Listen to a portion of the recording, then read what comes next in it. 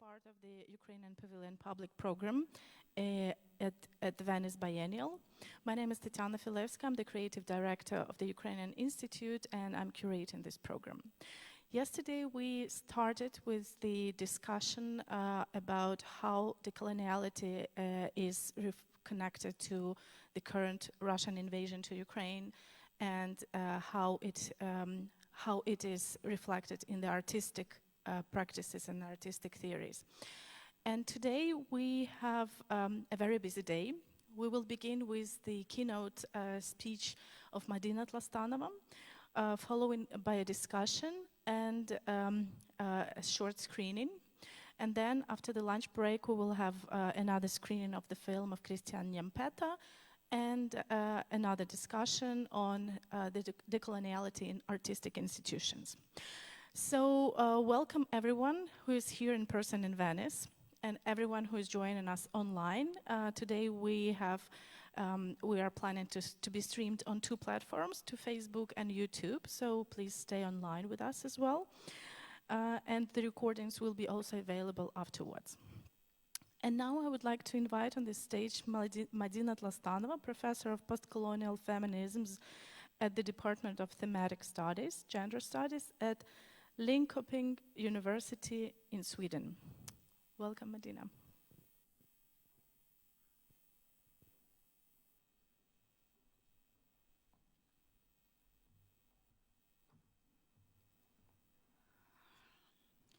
Thank you very much for the introduction, Tatiana, and thank you also for making this possible. I would like to say thank you to the Ukrainian Institute and to the Venice Biennale for inviting me. I'm really happy and honored to be here with you today and share some of the critical reflections on decoloniality, on what is happening with this critical paradigm today, and how can we look at it through the 30 years of its development and see if we need it and how do we need to change it maybe and rethink it when we consider Ukrainian history and also the history of maybe other former colonies and former dependent territories of the Russian Empire and of the Soviet Empire. That's why I have this strange title of my talk today, which is an invitation, I guess, to think about decoloniality from different perspectives. And I must say from the start that I have been part of the International Decolonial Collective since the year 2000. And when I say decoloniality and decolonial, I mean a very specific thing. I don't mean decoloniality or decolonization as a metaphor. I mean a very specific school of thinking and activism that has emerged in Latin America and among the Latin American diasporic scholars and activists living mainly in the United States and some of them also in Europe.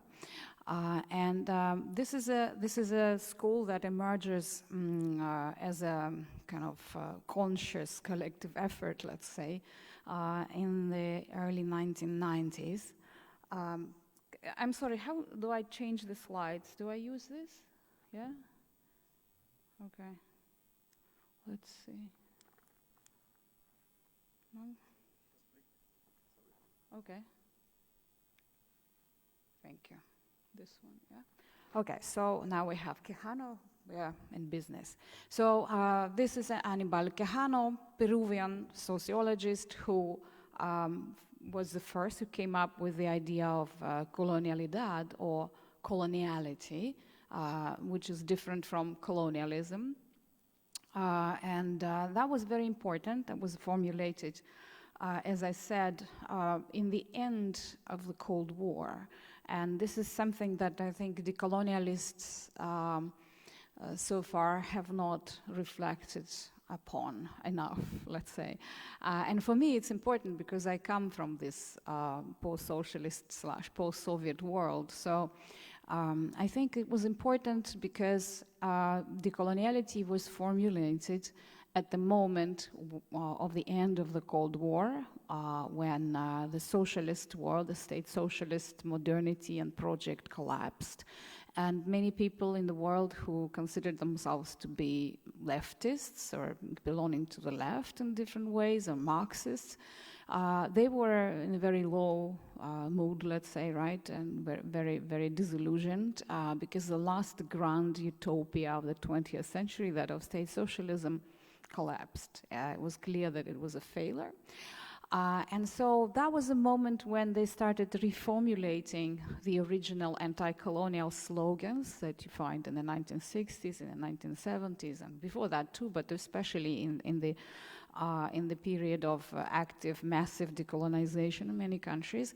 So they start rethinking it, and there comes this concept of coloniality, which is different from colonialism as a historical descriptive phenomenon that you find in many historical books about colonialism, different colonialisms, let's say, right? And that we find also in anti-colonial theory and practice, and that we find also in post-colonial theory that emerged a little bit before that, I mean 20 years before that, let's say, and was mainly Anglophone and Francophone. So that, in that sense, it was different, not only because it came from Latin America, but also because it came at a different historical moment, at a historical moment of this, disillusionment, and at the moment when, as another post-colonial theorist, Walter Mignola, says, they realized that it was impossible for the state to be decolonized, and it was impossible for the state to be democratic, to become democratic. And that meant exactly this intersection of socialism and socialist aspirations that proved to be impossible, and anti-colonial and decolonial aspirations that in a political understanding of the term, have also proven to be impossible to be implemented.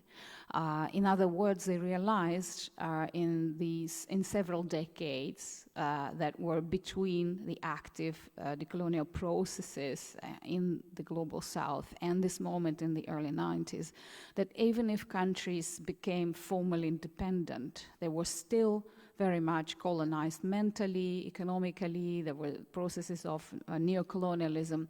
So in that sense, I think decoloniality is very much a movement of disillusionment, and a movement that realizes, no, it's not possible to do anything at this point in political terms, but we can switch our attention to the way people think. And that's why epistemic decolonization, decolonizing the mind, the thinking, the knowledge, and aesthetic decolonization, decoloniality in the sphere of art, but not only, and I will move to that a little bit later, becomes central for decolonial discussions. And this is also something for which we've been criticized a lot. By people who think that it's more important to speak about economic aspects, right? And so that's why there is a lot of criticism for neglecting this sphere.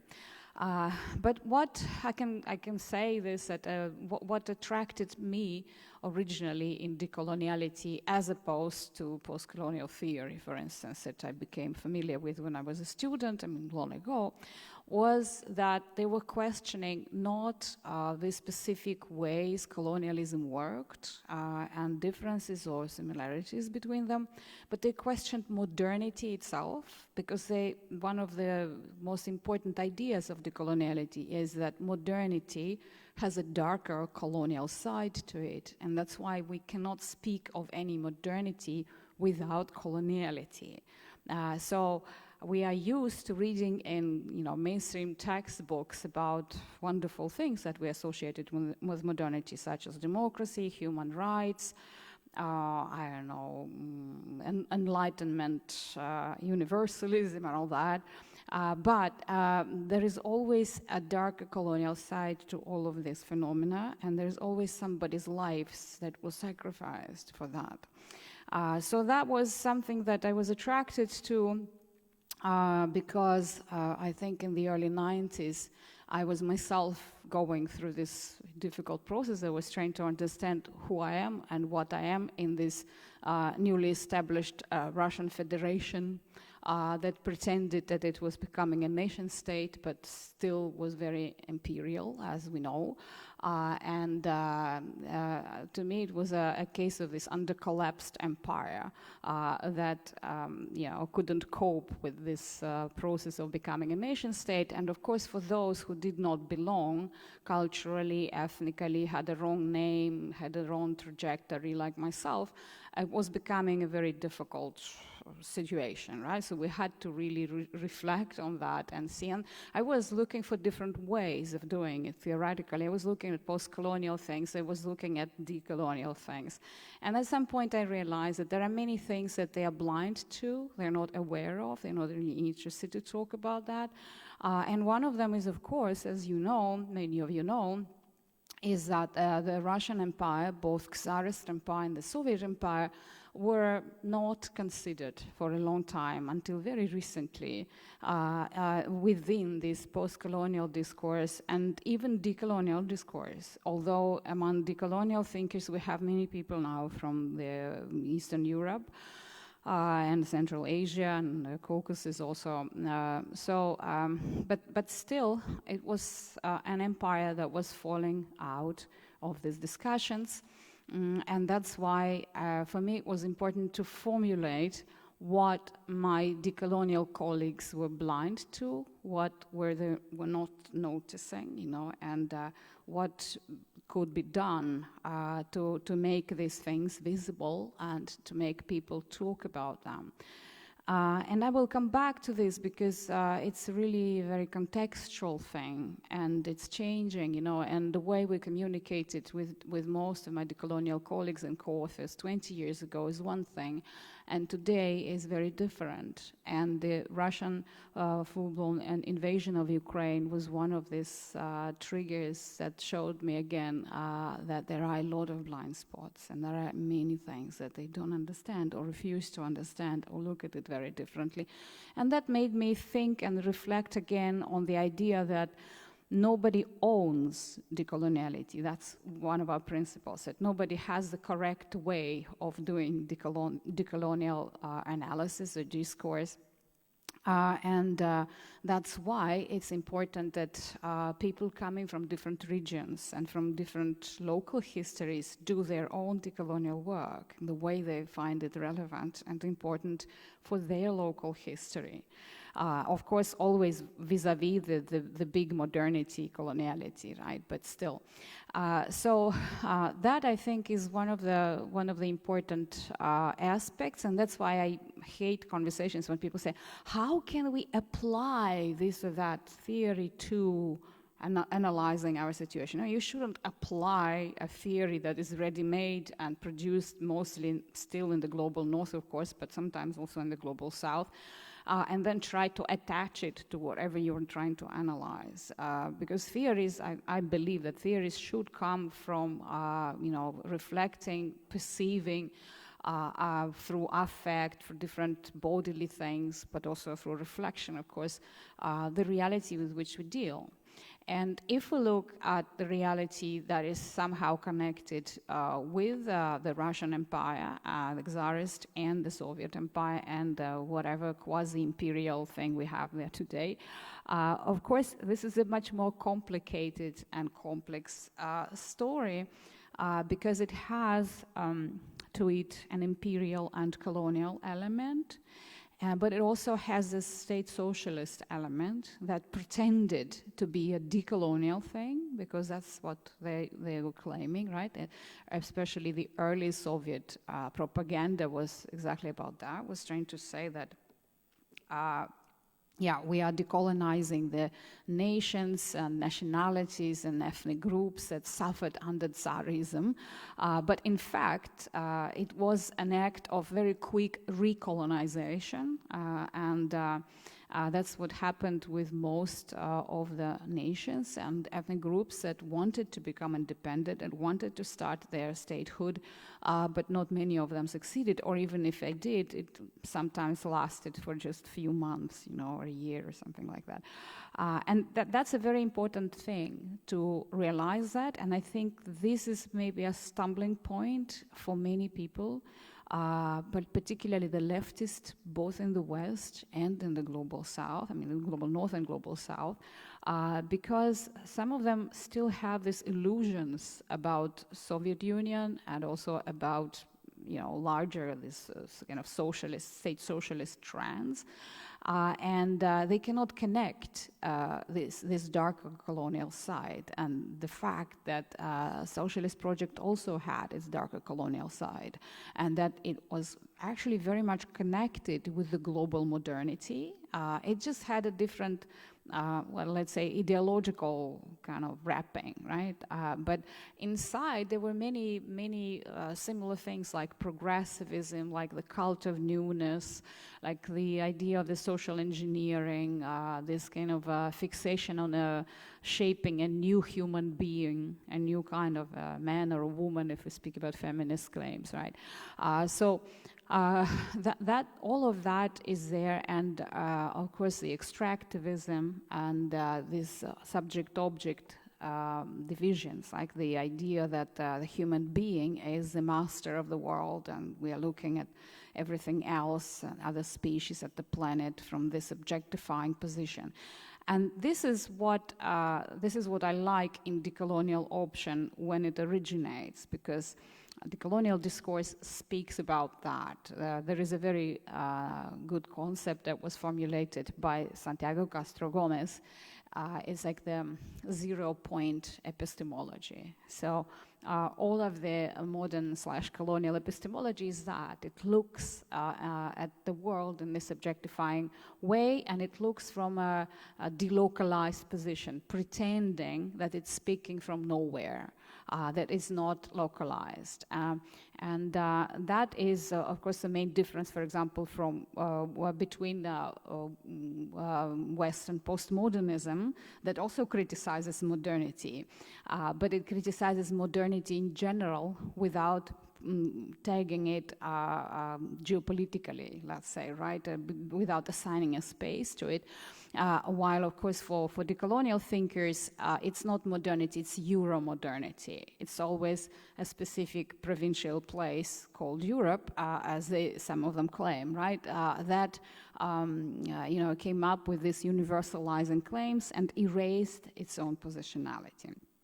Yeah, so I like all that. I mean, I still find it very relevant in global analysis, but what I am becoming increasingly unhappy about is the inability and a sort of blindness of many decolonial thinkers in the global South, but also the diasporic ones in the United States and in Europe, their inability to see the nuances and the complexities of the cases that we have, among various colonies or quasi-colonies of Russia and the Soviet Union. So they are just not included, or if they are included, then again, something happens that I mentioned before. And people just take the ready-made framework of postcolonial theory or decolonial thinking and attach it mechanistically, even I would say, to situations that are much more complex, much more, difficult to fit into these schemes. And so that is one thing that also is important to mention. Another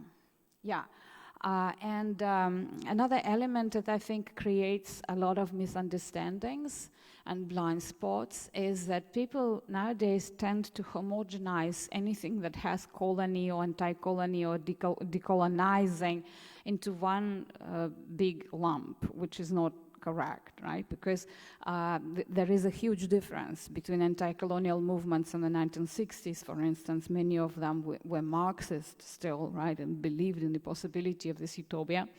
And also, epistemically, they were formulated at a different time. And things that we talk about today that are very much products of post-constructivist thinking, not realist thinking in philosophic terms, meaning that they don't speak about reality, they don't believe in one correct view or interpretation of reality. And the starting point is always that we have to ask a question: who formulates this or that idea? Who is talking? From what positionality is this person talking? In whose interests is this person talking? So in that sense, it's very, very much, it's very close to the general post-structuralist and post-constructivist turn in thinking in critical theory. And that is very much a source of these misunderstandings and mutual critique. I think among the more kind of realist accounts, like most Marxist accounts, and anti-colonial earlier accounts that just do not match and don't have a language that I would share with decoloniality. Yeah, and as I mentioned already, these are several important things that we have to keep in mind when we speak about decolonial thinking per se, as such, right? The fact that they shifted their attention to knowledge production, to gender, to decolonizing the thinking processes, which is a very slow thing, right? So it's not about arranging a revolution or anti-colonial movement. It's more slowly working with the way people think, they perceive the world themselves, what kind of criteria they use. And in that sense, that's why a very logical step for us was to actually move to the sphere of aesthetics and aesthesis, as we called it, which happened about, I think, about 15 years ago at this point, when we started all reflecting and writing something about decolonial aesthesis and explaining how is it different from aesthetics and how the imposed aesthetic canons must be decolonized in order to, set free the original, so to say, or originary, let's say, in some cases, indigenous connections and the ways we perceive the world through our senses, through our basic senses. And another important thing that I wanted to mention also in connection with this is that for all of these 30 years or 30-something years of decolonial option and decolonial collective, there was always a gap between academic decolonialists and actual decolonial movements, especially in Latin America, but increasingly in other spaces also.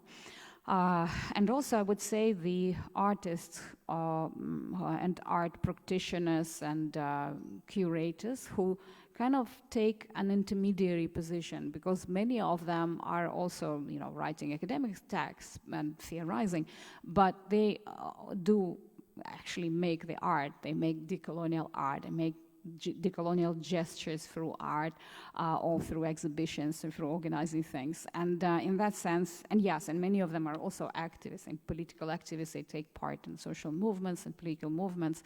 And so there have always been some conflicts between these groups, but now I think this gap is growing, and you can actually very well see this increasing isolationism of academic decolonialists, which I myself have a problem with. I don't like staying in academia, and I find myself in the last 10 years more and more dealing with artists, with writing texts for them, co-organizing things with artists, various projects, because I think it's necessary if we want to keep decoloniality alive and not let it become a new kind of buzzword, which it is unfortunately becoming and is happening right now. When it's appropriated, or let's say it's not even appropriated, it's hijacked by many conflicting and sometimes very opposite forces, and that I find really dangerous, because it's becoming shallow, an empty signifier of any critical thinking or of any deconstruction is today called very often decolonization for nothing. That is something that needs also a lot of critical analysis and very importantly, reconnection with real struggles, with real people's tragedies, you know, with those who go through all of these ordeals, rather than those who sit comfortably and, you know, just reflect about somebody else and about someone else's problems, which is what decolonialists were criticizing to begin with, but many of them, unfortunately, are becoming that these days. So I think that something needs to be done within decolonial thinking at this point to kind of to cure these dangerous tendencies that we can see.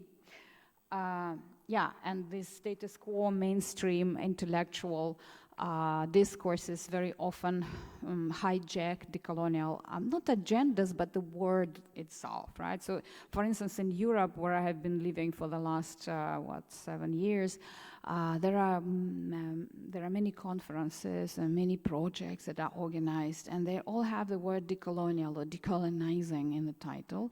But when you look at what they actually do and who is involved, then it becomes really problematic, because very often it's extremely privileged people who come from the lighter side of modernity and who never experienced anything, you know, like people coming from the colonial difference of the spectrum. But at the same time, they are hijacking this discourse and they are appropriating it, and of course it creates a lot of tensions with the groups, like migrant groups, for instance, right? Non-European people, people with no human rights, people whose lives become dispensable, who feel that they're robbed again because their discourse is appropriated and taken away from them, and they are seen once again as you know, emblems of their own suffering, as victims with no voices again. So that is a tendency that, I mean, many people wrote about that many years ago, but it continues. Nothing changes, and it shows that we need to do more critical work to kind of do something about this. Yeah, that we already discussed. What I also was trying to formulate in the last several years was that what actually was the method of decolonial thinking? Because people always ask this question: how is it different from other critical thinking, like Western critical thinking theories, others?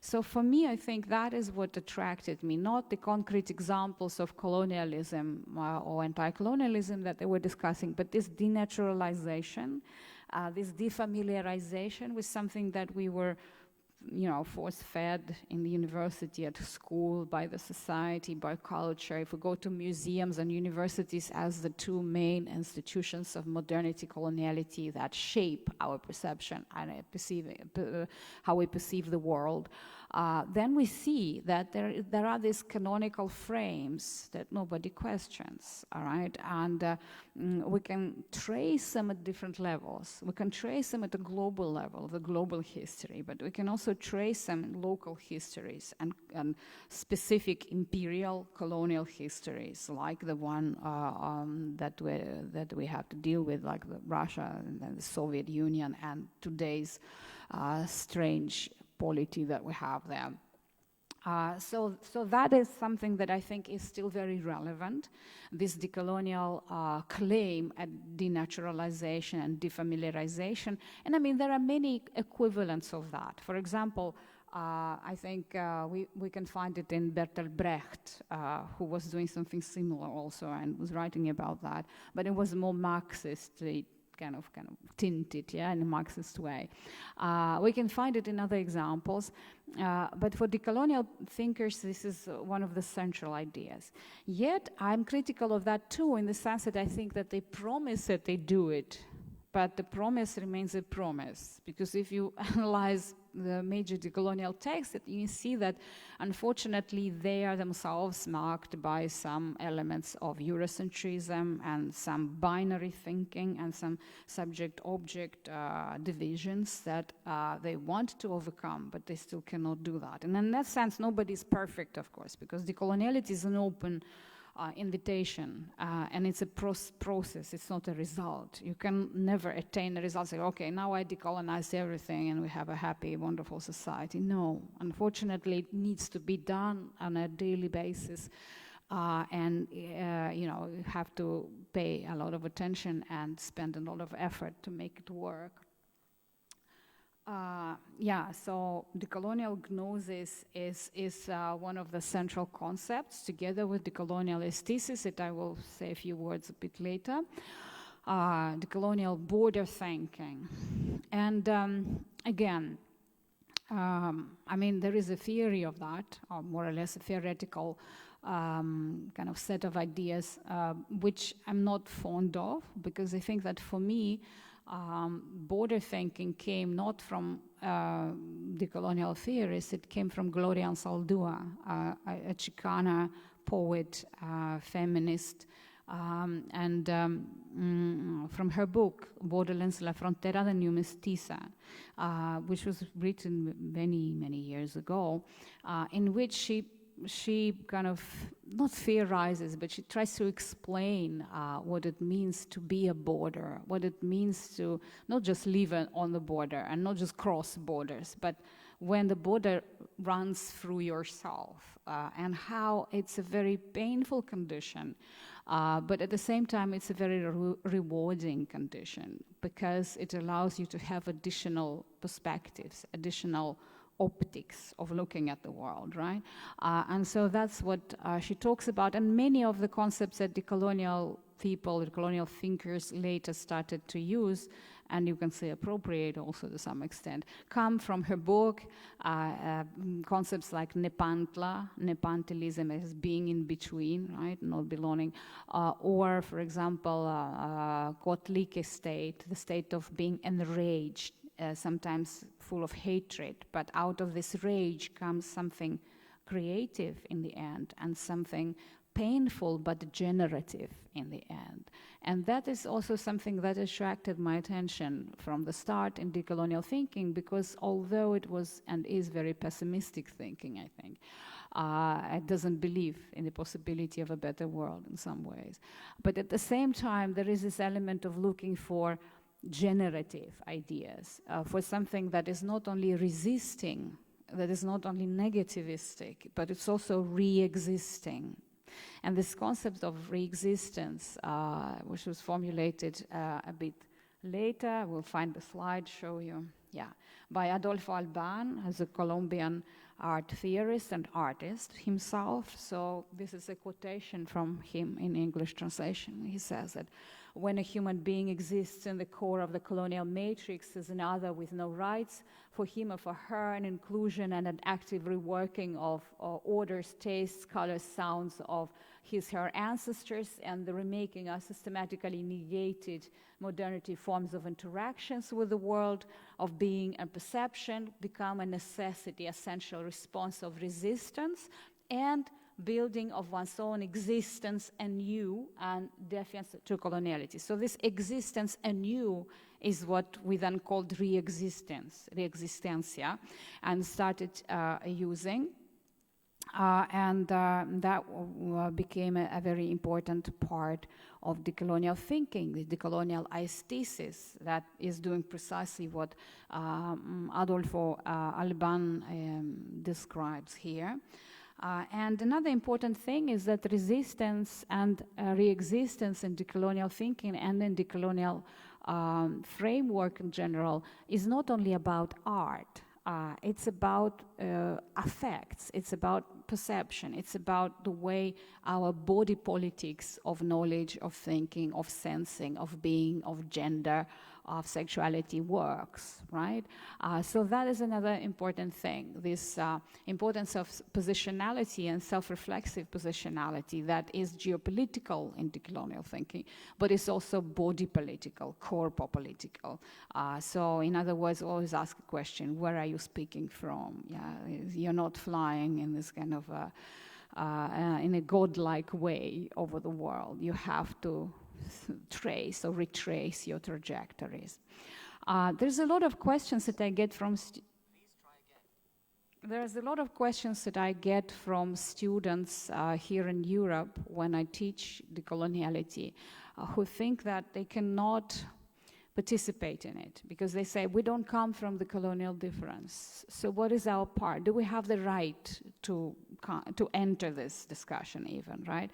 And I always say, yeah, you do, of course, because and nobody owns decoloniality. And everybody and anybody who is interested and thinks it's relevant can talk about it.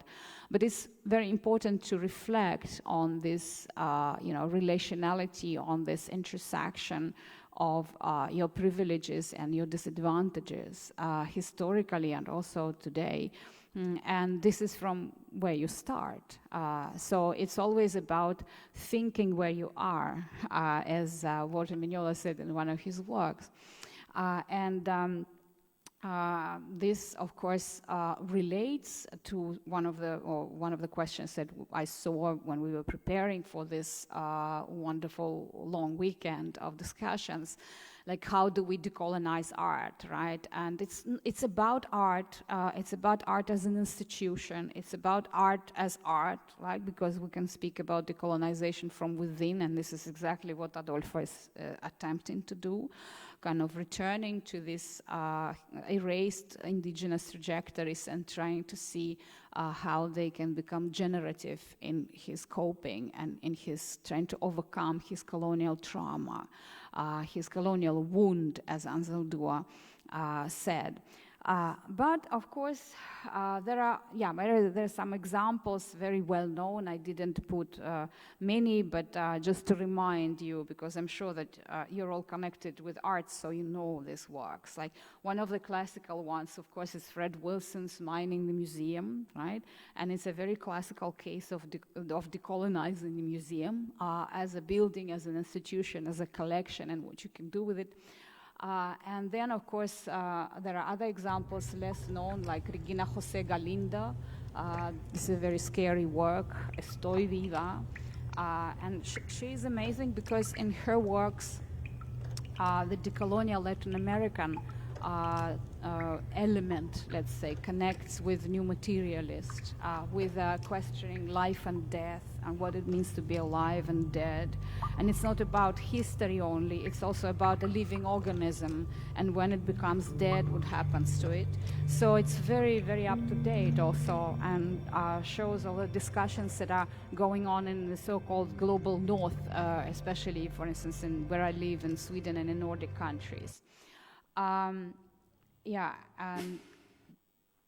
then, of course, there are classical cases like Janet Adler's, and she takes part in our decolonial summer schools for more than 10 years. She always comes with amazing new projects.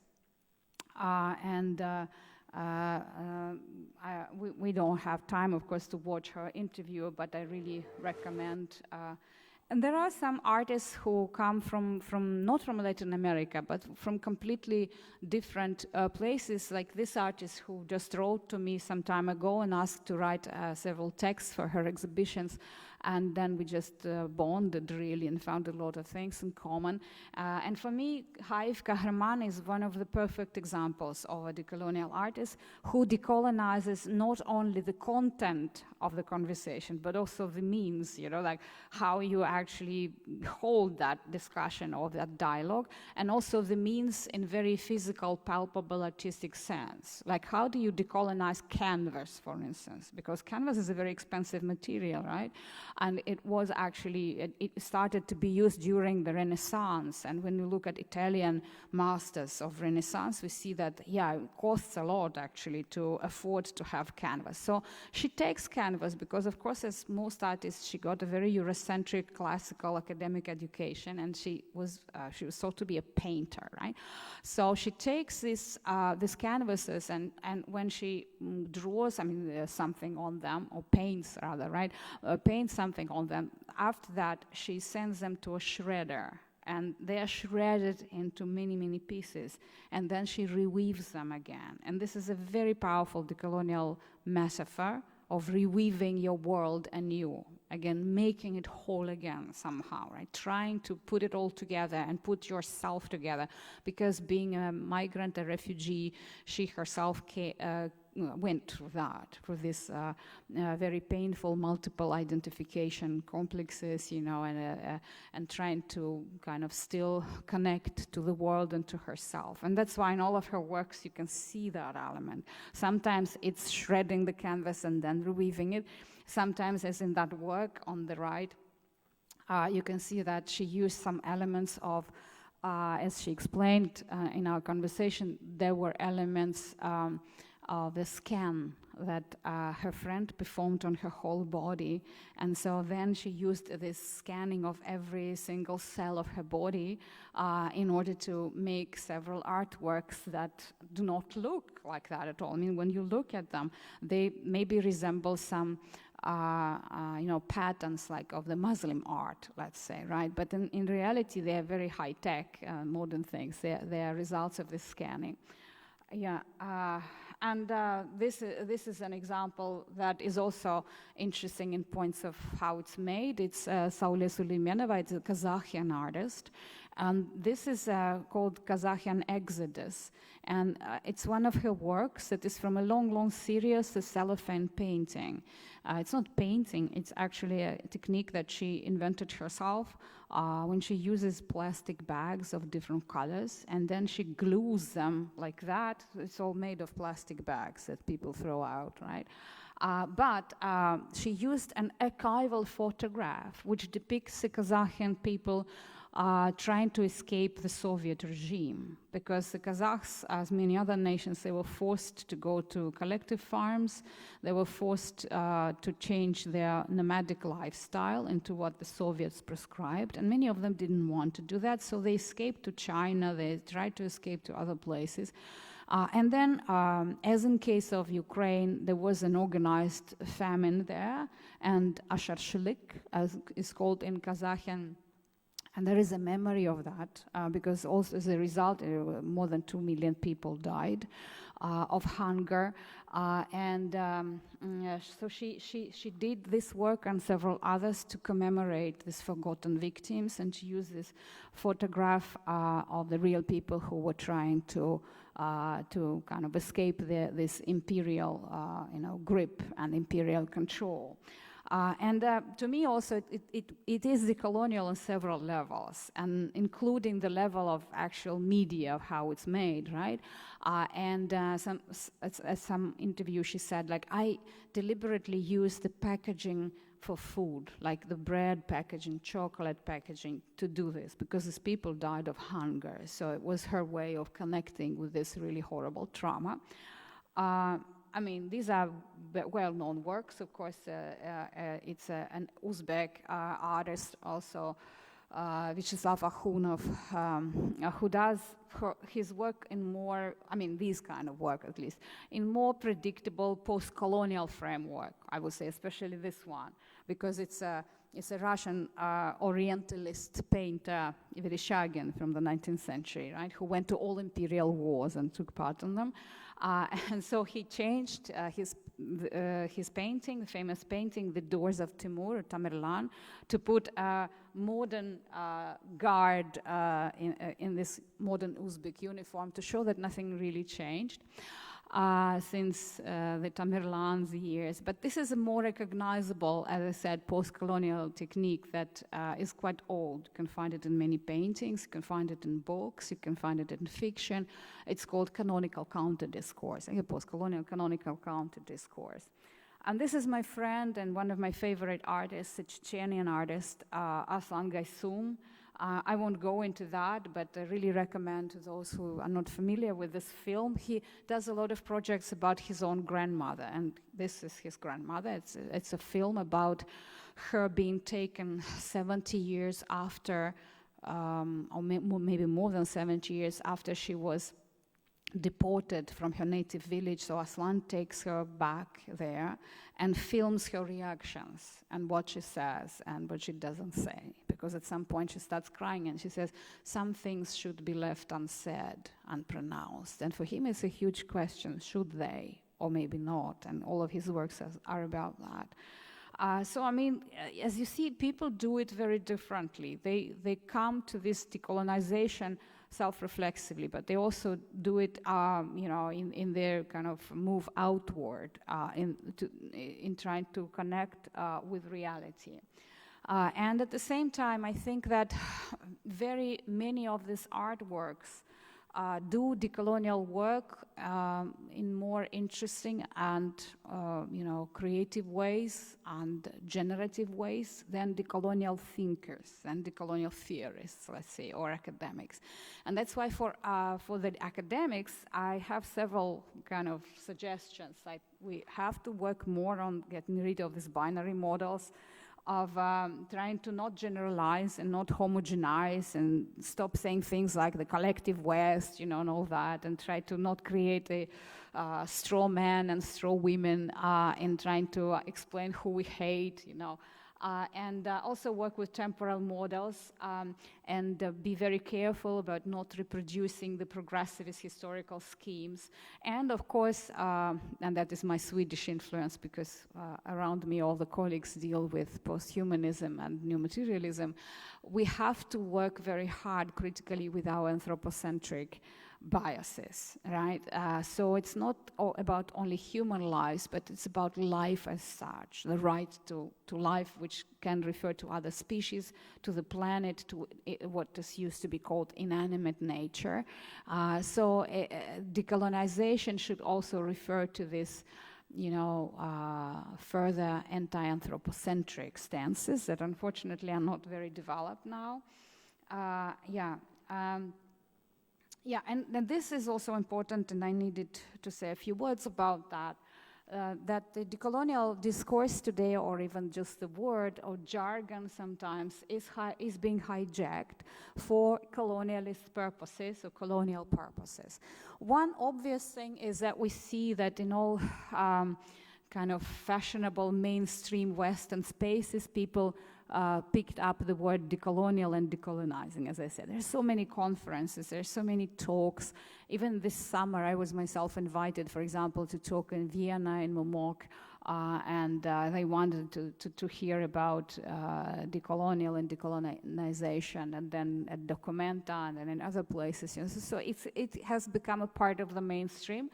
But it's very dangerous because in most cases it doesn't change anything because the status quo, the mainstream institutions, they want to hear about it, they want to pretend that they included something, but they don't want to really change anything, right? So it's a very superficial, you know, new fad that is at work here. Then the imperial difference and the Westernizing agents, that's a very important thing. And I have to explain what we mean by the imperial difference. This is a typically decolonial concept. You don't find it in postcolonial discourse or in any other discourses. You find it a little bit in Manuel Wallerstein and his school, right? When they talk about you know, the different leagues of empires that we find in modernity. Some of these empires were first league, so to say, and they were the leaders like the British Empire or the French. And others were constantly in this catching up situation, like the Tsarist Empire or the Ottoman Sultanate, or even Austria-Hungary for some time. So these empires, they were trying to catch up with the First League empires. They were trying to carve a space for themselves in them. But as a result, they developed a lot of inferiority complexes. And that's why when we speak about coloniality in such situations, it's double coloniality. It's the empire that doesn't feel itself very confident in the presence of stronger rivals, but at the same time wants to be imperial and wants to be very cruel with those people and those nations that this empire subsumes. And this is what we find in the case of Russian Empire from very early on. And the whole situation is very much complexified also because there are so many different nations and different ethnic groups that it aspires or wants to colonize or eliminate in some cases and just get their lands. And it doesn't have proper discourses to deal with all that. It cannot cope with it all, in other words, right? So that's why it tries to kind of, you know, takes certain elements from Western empires and uses different means of colonizing when we talk about different spaces, like, for example, colonization of Siberia or colonization of the Caucasus or Central Asia. And certainly the case of Ukraine is very specific. It's very, very different from all of these other cases. And that's why in many books, these practices of the Russian Empire, they are even discussed separately. Like even the old classical book by Benedict Anderson, where he talks about nationalisms, he talks about Russification as a specific thing that you find in the Russian Empire, but then other empires also started using it. So this homogenization, enforced Russification, erasing the difference, the identity, the importance of the people to be separate, right, to be something else, is a very long-standing device of the Russian Empire. So these countries of the imperial difference, why I put them here, they are also trying very often to hijack the colonial discourse. And this is what I started noticing long ago, maybe in the early 2000s already, when I was reading some of the texts created in Russia. I could see that the official rhetoric was taking some of the elements of the decolonial discourse, especially its critique of the West, of course, right? Or its critique of Western imperialism in order to oppose itself and pretend and present itself as an ideal imperial power that never colonized anybody, never did anything bad. It's all the Western empires that did that. So that was already, you could see these elements coming into this official discourses very early on, and I was attracting the attention of decolonialists and saying, like, look, we need to do something about it. We don't want to be appropriated by Putin's administration. We have to write something officially, but they didn't see it as important.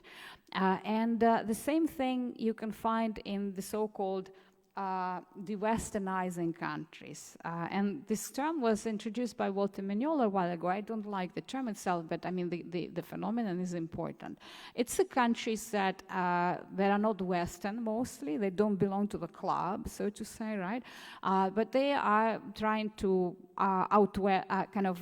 again, catch up with the West or leave it behind, like China or India or South Africa, the BRICS countries mainly, let's say, right? So for them, this is also an important thing, how to selectively appropriate elements of the colonial discourse in the critique of the West, in the critique of Western modernity, but then remain totally blind and deaf when someone from Eastern Europe comes and says, what about us? We were also colonized, or we were also treated in a certain way. Why don't you hear our voices? Why our lives don't matter? While the lives of, for example, indigenous people in Biennale in America matters. So that, as I think, again, shows that decolonials have to decolonize themselves, first of all. They have to work with their own, hang-ups and biases, which is easier said than done, of course, but still. Yeah, and the alt-right and nationalist groups all over the place, in Europe and not in Europe and other countries, also in the countries of, the former socialist world. There's a lot of that going on, and it's very easy, again, to erase the difference between this sort of discourses and the decolonial urge to work with the past, to revamp these connections into generational links.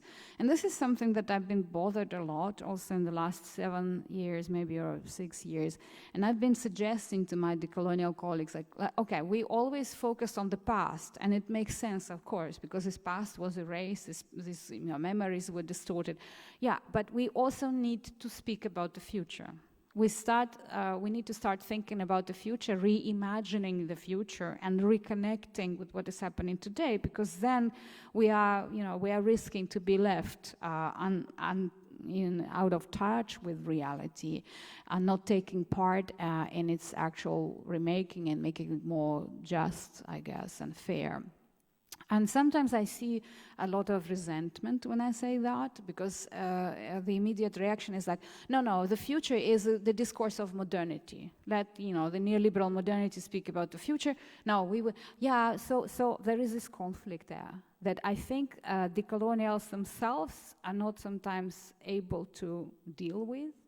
And, especially after February 24th, when these horrible events started, and every day after that, I see this gap growing between what I am interested in and what my very famous decolonial colleagues are interested in. And when they invite me sometimes to talk, at different places, I can feel this. I can sense this, that they're still doing the same old talk of the critique of modernity, the critique of coloniality, but they don't connect it to the world of today and to what is happening right now in front of our eyes, and many of our lives are touched in a very tragic way by what is happening. And they don't have an answer to that. And that's why I claim, and I think it's very important, that places and people, like Ukraine, like other countries that suffered because of this, Russian post-colonial / post-socialist wars, like Georgia, for instance, right, other places, they should and they would, and they are already trying to work out their own decolonial discourses, their own decolonial, positionalities and agendas, and it should come from them, from their local histories, but not separately, of course, always in dialogue, always in these transversal coalitions with other places in the world and other places in the post-socialist, environment, so to say, that suffered the same, because there are many things that only we can understand, because they are unique to our history that is connected to the Russian and Soviet empires and their aftermaths. And so we need to also come up with categories that we invent ourselves, rather than, as I said, trying to just apply someone else's ideas to the complex reality that we have at hand. As you see, there are many, many problems. You have the imperial difference here. I'll just explain what is meant by that. This imperial difference is these empires that are feeling themselves a bit like colonies because they don't produce anything. They just, again, appropriate other empires' ideas. And that is a classical case of Russian Empire. It never had any ideas of itself. It appropriated, for example, the European discourse and then just, distorted it a bit and claimed that it was understanding, for example, the Enlightenment better than the French, right? And it's a typical kind of thing that we find all the time historically in the Russian Empire. The same happened in the Soviet times, very much so. 20 years ago, I wrote an article and nobody wanted to publish it in Russia. So finally I published it in English in Nepantla, I think, or some other journal. I came up with this term of Janus-faced empire. Because for me, Russia is exactly that. Meaning that, like Janus, it has different masks or different faces depending on where it's looking at. Like when it's looking at the West, it's a one face. When it's looking at Asian colonies, for instance, in Turkestan, it has a completely different face. It's very schizophrenic for its own identification, and I cannot cope with that, of course. And I think that, for instance, this is one of the things that critical thought needs to deal with, because it explains then why specific tactics were used for different colonies or quasi-colonies, or for the spaces that are not colonies, because Ukraine is not a colony, right, in this kind of classical understanding. But many of the things that were used to brainwash the people, to make them docile, let's say, to erase their memories. They find parallels in other classical Caribbean history, for instance, or other histories. It's very important to work more, I think, with concepts like race and racialization. Again, there is a huge difference, of course, in the way it was constructed and understood in Abya Yala and the Americas, because their race is one of the constitutive factors, if not the constitutive factor. And Europe and Eastern Europe, where race was not conceptualized properly, or sometimes it kind of was translated into religion, ethnicity, language, whatever. So we have to work more with that, but again, not applying ready-made theories, but coming from actual reality, from whatever is left, from what people remember, from archives, and whatever is accessible to us still. And it's a very urgent work because, people are dying. There are not many witnesses left. And so soon we'll be left with just kind of pieces of some material culture and hopefully some archival documents, but which is not enough, of course. So that's a lot of decolonial work that is as awaiting us. Yeah, that I already said.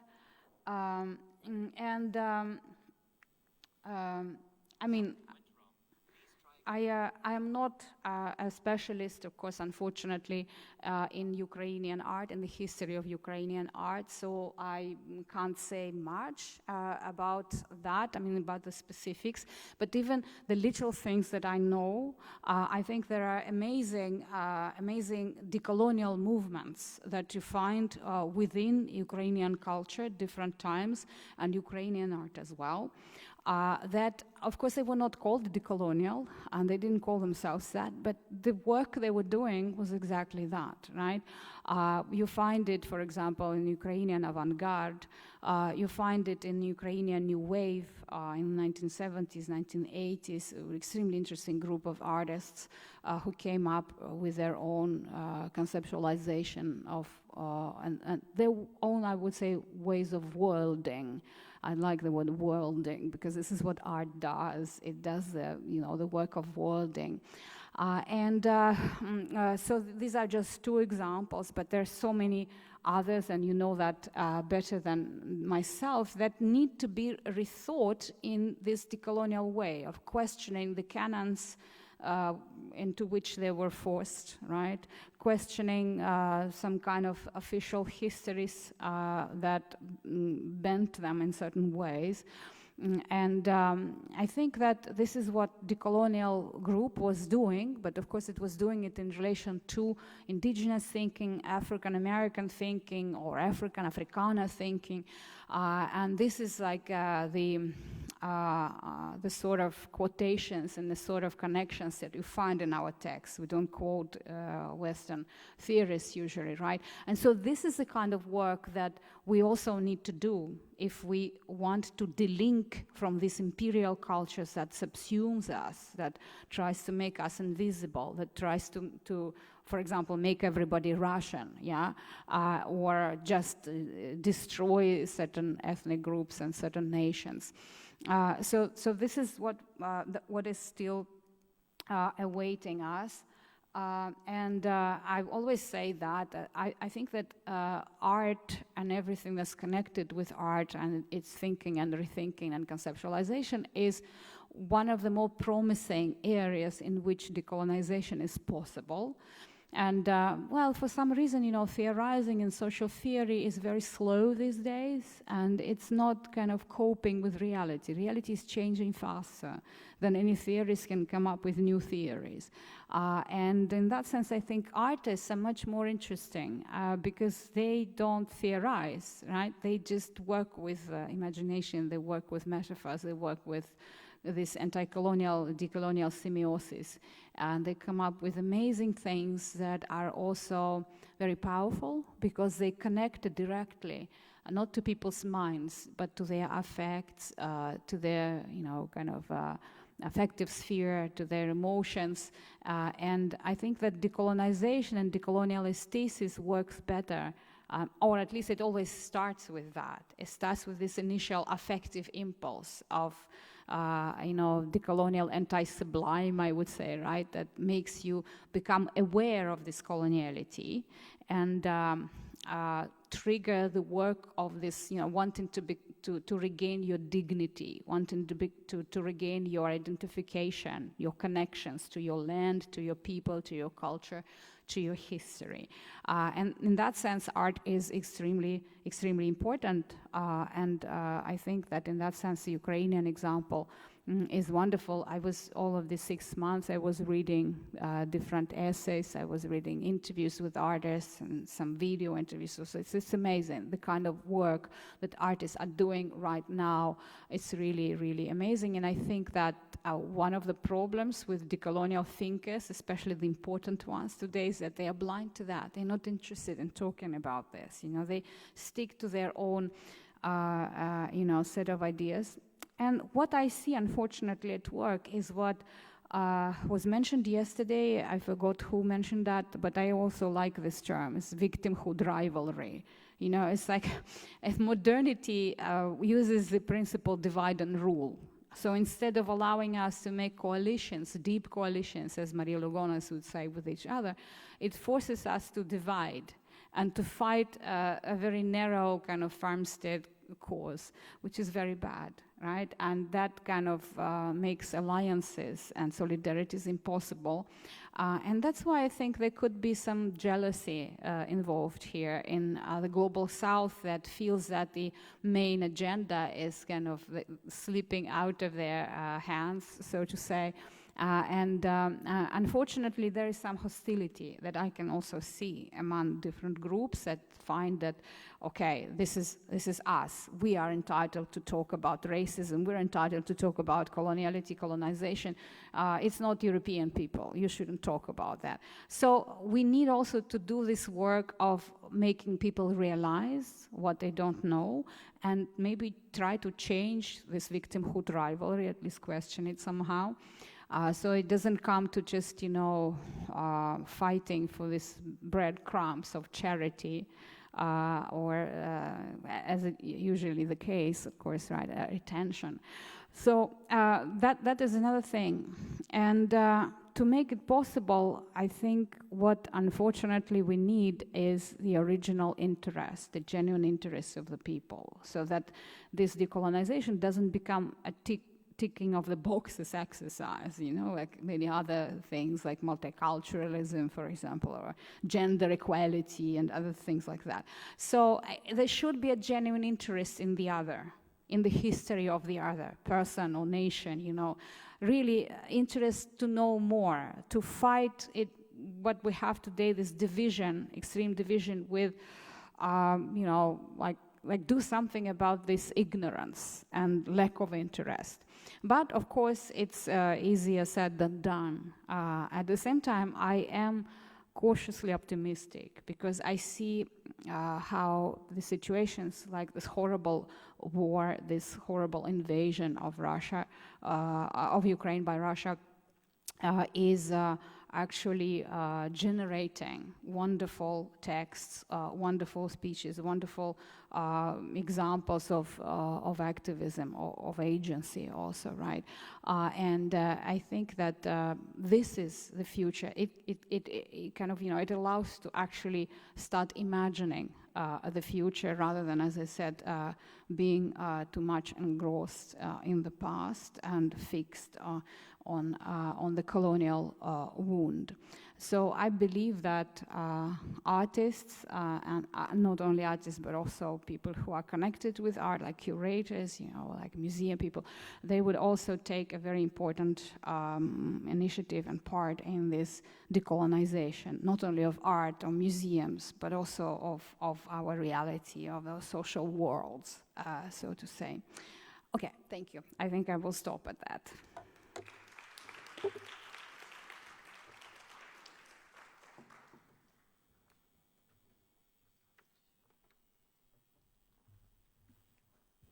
Thank you so much. Thank you, Madina.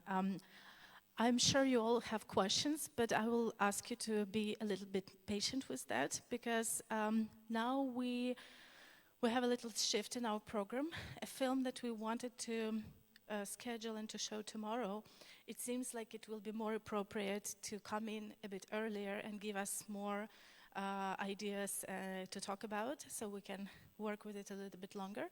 So we will see a film by Michaud Antadze, who has come yesterday with a lot of adventures from Tbilisi to be in person. And after we see the film titled 3 Songs for Saturn, We will come up on this stage again and we'll have a discussion over what just Madina presented, but else the other issues as well. And after that we will have a questions and answer session, so please prepare your questions for that moment. And now please turn the lights off and turn the film.